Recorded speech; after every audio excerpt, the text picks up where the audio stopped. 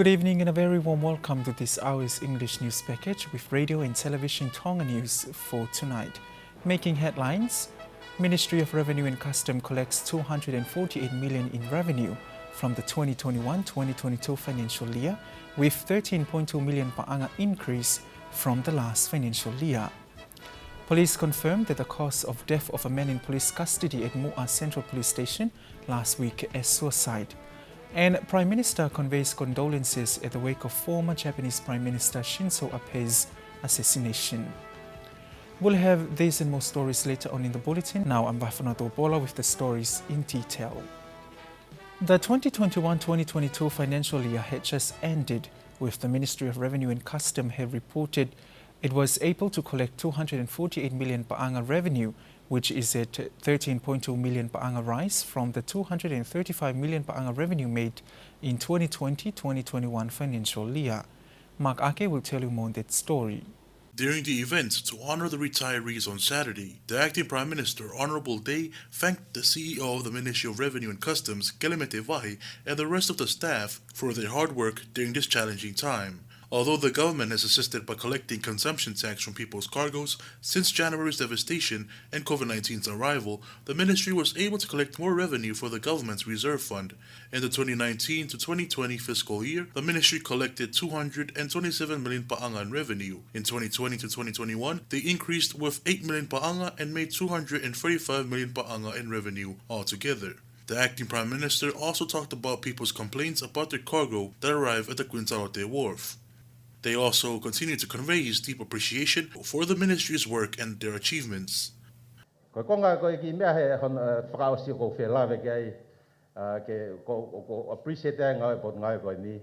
appreciate the work that was done during the national lockdown when many businesses were closed down and the ministry was unable to collect taxes. The proposals that were given to us were provided by the Minister of Finance and Revenue to Cabinet. These included proposals to remove or decrease the tariffs on incoming cargo since the lockdown until last month. The tariff was removed for certain things, tax was decreased to make products more affordable and help people during that difficult time. Cabinet is aware that none of this would be possible without overseas assistance to help the ministry operate further. But I'm really grateful for your hard work and sacrifices that each of you have taken for our country since January 15th until the end of the 2021 to 2022 financial year. The ministry believes that their good work will continue and they will collect even more revenue for the government in the future. The Honorable Prime Minister Huakava Liku has offered his condolences to the wife of the late former Japanese Prime Minister Shinzo Abe following his assassination last week. Shinzo Abe was killed in the western city of Nara, Japan during a campaign he attended and was shot from behind by 41-year-old Tetsuya Yamakami, an unemployed former sailor in Japan's maritime armed forces. Mark Ake again with the details. The Prime Minister, Honorable Huakava Liku, not only conveyed his condolences and sympathies, but also commended Shinzo Abe. He said that Abe was first and foremost a friend of Tonga before everything else. The office of the Embassy of Japan to Tonga in Nuku'alofa had the Japanese flag at half-mast today. Many global leaders also expressed their condolences in Abe's passing, such as the U.S. President Joe Biden. Abe was speaking at a campaign event ahead of Sunday's parliamentary elections in Japan. His death comes as a great shock, as political assassinations are rare in the country, gun laws are strict in Japan, and there have been reports that the firearm used was homemade. Abe was killed in the western city of Nara, Japan, by 41-year-old Tetsuya Yamagami, an unemployed former sailor in Japan's maritime armed forces. Yamagami denied any political motivations for the assassination. Abe died at the age of 67 and is the longest-serving Prime Minister in Japan after serving from 2012 to 2020. Tonga police have confirmed that the death of a 69-year-old man in a cell at the Mo'a police station was a result of suicide. The Deputy Police Commissioner, David Vailea, told Radio Tonga News this morning that they were satisfied with the evidence presented during the inquest and concluded that the death was indeed a suicide. Police had initially reported that the man was overly intoxicated when he was arrested and detained by police on Sunday evening, the 3rd of July. He was found dead in a jail cell at the Mo'a police station the next morning, the 4th of July. Investigators from the Tonga Police Professional Standard Unit investigated the tragic incident. Parliaments from around the world urge to strengthen and revitalize democracy with the theme Democracy's Way Forward during the 51st Presiding Officers and Clerks Conference in Melbourne, Australia last week.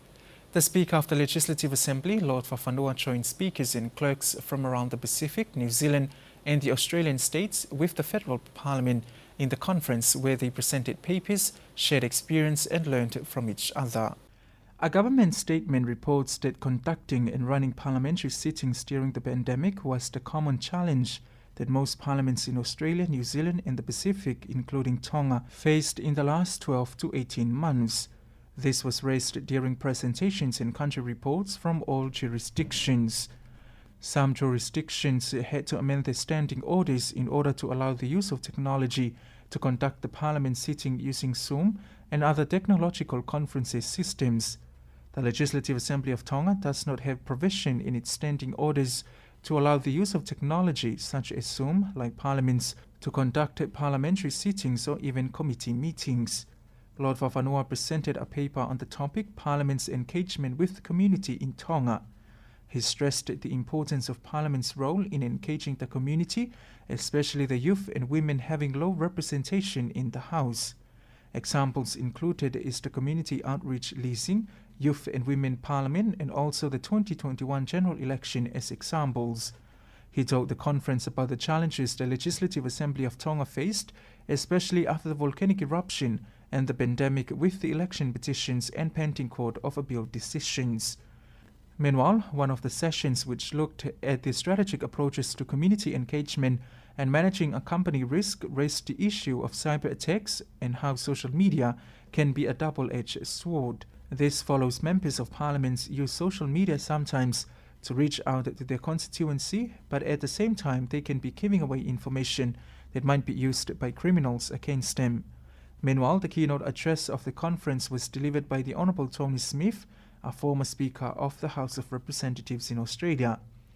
He reminded the presiding officers and the clerks that democracy is more than just an election, it's what comes after the election.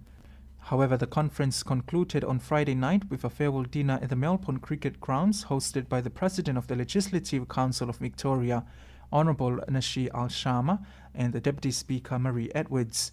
Solomon Islands will host the next presiding officers and clerks meeting next year, with Tonga expected to host the presiding officers and clerks meeting in 2027. Lord Fafanua was accompanied by Deputy Chief Clerk of Parliament Sione Viglani and Amelia Taufa. The 51st Pacific Islands Forum meeting kicks off today in Suva, Fiji, with delegates from around 18 Pacific countries, including Australia and New Zealand. The Foreign Affairs Minister Fikitamoeloa Utoikamanus leads Tonga's delegation to the meeting and will be joined by the Honourable Prime Minister Ho'akavamiliku and other officials. The 51st Pacific Islands Forum meeting will discuss Blue Pacific priorities and climate change negotiations and its support for the Pacific region.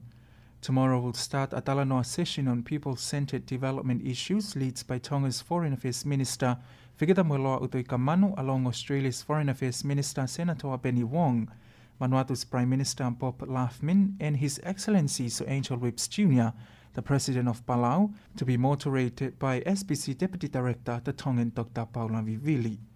The understanding of what people-centered development is in the context of the 2050 strategy for the Blue Pacific continent and ways of working collectively to achieve the Pacific leaders' vision for a resilient Pacific region of peace, harmony, security, social inclusion and prosperity that ensures all Pacific peoples can lead free, healthy and productive lives. On Wednesday's Talanoa session will be on leadership and regionalism. This is to discuss Pacific regionalism and the value of collective solidarity through the perspective of political leadership and their personal leadership journeys.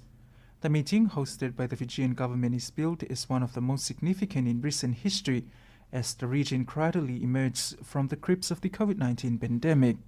The Fijian government sees the convening as an opportunity to strengthen relationships and reset goals and priorities for regionalism and collective actions as a forum family.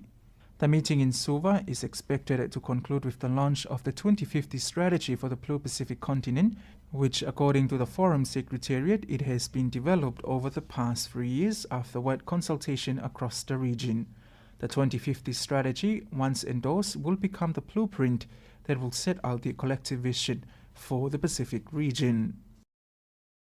The Tonga Family Health Association believes that the old ways of parenting is the best method to deal with the current adolescent generation. This is due to the rise of young girls experiencing unintended pregnancies, with Mark Ake with the details. Today, Tonga joined the many countries in the world in marking World Population Day and the importance of family planning. The Deputy Director of Tonga Family Health Association, Kefelini Vaha'akolo, says this issue isn't talked about often, but there's a need to raise more awareness on unplanned pregnancy for young girls. Tonga's youngest teenage pregnancy case is a 13-year-old girl. Vaha'akolo believes that the rise in teenage pregnancies is a result of girls becoming more independent from their parents. Generation we may be wise. The current generation is wise, but they don't make good decisions, so there's a need to bring back mature and more experienced people to help the younger generation and to share with young couples so they can make better decisions and plans for their families. Vaha'akolo also elaborated on the many obstacles they face daily with their clients. Young women tend to bear the burden of adolescent pregnancy and motherhood, which can have a long-term negative impact on their health, social, and economic well-being. There has been a case of a 13-year-old girl who had an unplanned pregnancy, and she also experienced child labor as she works to support her child even though she should be in school. There are more than 50,000 females and 40,000 males in Tonga. And the working of the National Emergency Management Office, NEMO, will be more active and quick in providing the needs of the people before and after a disaster. This was announced when the New Zealand High Commissioner to Tonga, His Excellency Matthew Howell, presented a grant contribution letter confirming funding of 1.3 million pa'anga last Friday. The CEO of the Ministry of Maytag, in which NEMO is under, Paula, was present at the event to receive the letter. The funding is for the construction of a new NEMO distribution warehouse in Ha'apai as part of Tonga's recovery phase to the Hunga Ha'apai eruption and tsunami event that occurred in January. The warehouse will also include a multi-purpose room that will be used for various NEMO training and workshop activities. It will also include an Emergency Operations Center, or EOC, communication room will be furnished with communication equipment, enabling the EOC to be fully functional in Ha'apai. However, this fund is from the Ministry of Foreign Affairs and Trade of New Zealand.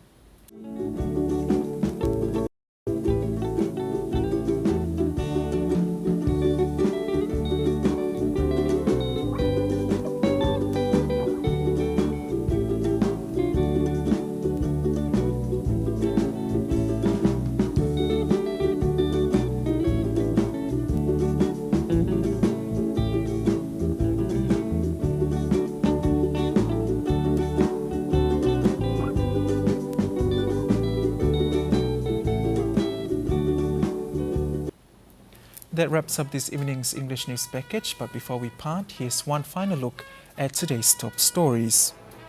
Ministry of Revenue and Custom collects 248 million in revenue from the 2021-2022 financial year, with 13.2 million pa'anga increase from the previous financial year. Police confirmed that the cause of the death of a man in police custody at Mo'a police station last week as suicide. And Prime Minister Liku conveys Tonga's condolences at the wake of former Japanese Prime Minister Shinzo Abe's assassination. And that's it for tonight. Thank you for your company. I'm Paula. Have a pleasant evening.